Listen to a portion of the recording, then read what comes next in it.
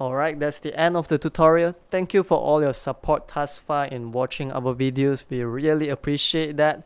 If our work has been helpful to you, please help us by liking it, sharing it, commenting, or subscribing to our channel.